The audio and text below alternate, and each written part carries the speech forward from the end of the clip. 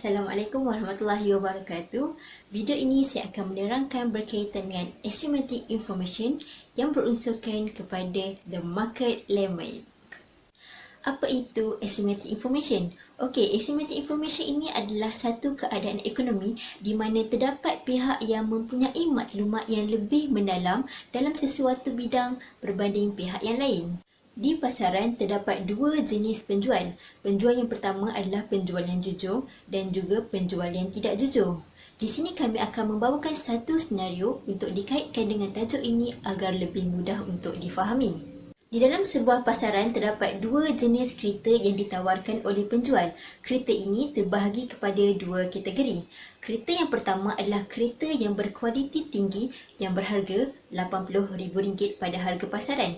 Manakala kategori kedua ialah kategori kereta yang berkualiti rendah yang dikenali sebagai bad lemon. Harga kereta ini adalah RM30,000 pada harga pasaran. Namun begitu, jika pembeli tidak mempunyai maklumat yang cukup, maka berlakulah situasi seperti ini. Dalam senario ini akan melibatkan 3 orang individu yang terdiri daripada seorang pembeli dan 2 orang penjual. Mari kita saksikan. Watak pembeli ini dipegang oleh Adila. Situasi sekarang sedang menunjukkan Adila sedang berjumpa dengan seorang jurujual kereta untuk membeli kereta yang diidam olehnya.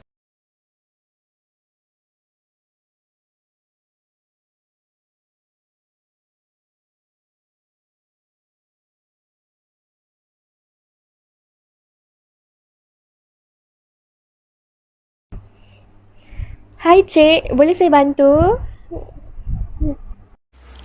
Saya ingin membeli kereta ini. Berapakah harganya? Oh, kalau kereta ni berharga RM80,000. Mahalnya. Ya Cik, kerana kedai kami menjual kereta yang berkualiti tinggi. Pembeli tidak dapat membezakan sama ada kereta ini ialah kereta yang berkualiti ataupun tidak. Oleh itu, Adila mengambil keputusan untuk membeli kereta pada pertengahan harga iaitu pertengahan harga pasaran yang berharga sebanyak RM55,000. Puan, kalau saya membeli kereta ini dengan harga RM55,000, bagaimana? Adakah Puan bersetuju? Maaf Cik, harga itu terlalu rendah bagi pihak kami kerana kami menjual kereta yang berkualiti tinggi dan saya tidak boleh menawarkan harga tersebut kepada Cik. Maka, jual beli antara Adila dan Alifah tidak dapat dijalankan. Hal ini adalah kerana tiada persepakatan dalam persetujuan harga. Jadi, Adila keluar dan mencari penjual kereta yang lain. Hai, selamat datang ke kedai kami. Ada apa-apa yang boleh saya bantu? Puan, saya mencari kereta pada kosnya RM55,000 dengan kualiti yang tinggi. Tahniah, Cik telah datang ke tempat yang tepat sekali. Di sini, kami menyediakan kereta yang berkualiti tinggi dengan harga yang murah sahaja. Wah, saya sangat gembira. Baiklah, adakah Cik bersetuju dengan transaksi kami? Ya, saya amat bersetuju, Puan. Berdasarkan situasi tadi, dapat kita lihat bahawa pada transaksi pertama, kereta yang berkualiti tinggi tidak terjual. Hal ini kerana pembeli tidak dapat membezakan antara kereta yang berkualiti tinggi dan kereta yang berkualiti rendah. Menyebabkan pembeli tidak berani untuk membeli pada harga sebanyak RM80,000. Seterusnya, pada situasi kedua pula dapat kita lihat bahawa apabila pembeli berjumpa dengan penjual, penjual tu dikirakan tidak jujur kerana dalam situasi ini, penjual itu menawarkan kereta pada harga sebanyak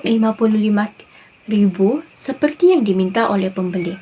Padahal, kereta yang ditawarkan itu bukanlah kereta yang berkualiti tinggi. Disebabkan itulah, penjual tadi berani untuk menawarkan harga pada 55K. Disebabkan oleh yang demikian, berlakulah kegagalan pasaran. Oleh itu, untuk mengurangkan risiko pilihan buruk, kaedah menyamaratakan informasi boleh diaplikasikan dalam situasi ini. Dalam kaedah ini, terdapat 2 langkah yang boleh digunakan pakai. Langkah pertama ialah signaling, dikenali sebagai signaling. Ia boleh digunakan oleh pihak yang berinformasi untuk menyampaikan informasi kepada pihak yang tidak berinformasi, seperti pembeli tadi. Contohnya, si penjual tadi mempunyai informasi mengenai kereta itu. Jadi, untuk dia menyampaikan informasi itu kepada pembeli, maka signaling ini boleh diguna pakai.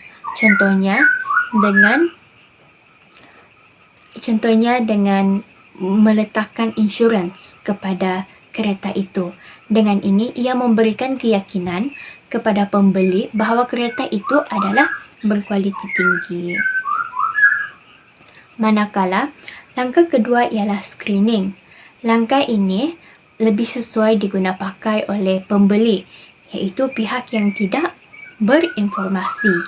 Dalam hal ini, pembeli adalah sebagai pihak yang tidak berinformasi kerana pembeli tidak dapat mengetahui berkaitan dengan harga pasaran, bagaimana ciri-ciri kereta yang mempunyai kualiti tinggi dan sebagainya.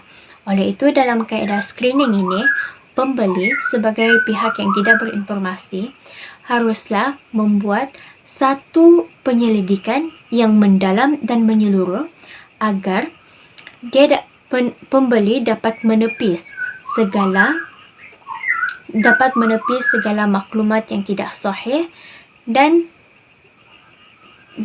meninggalkan maklumat yang benar sahaja.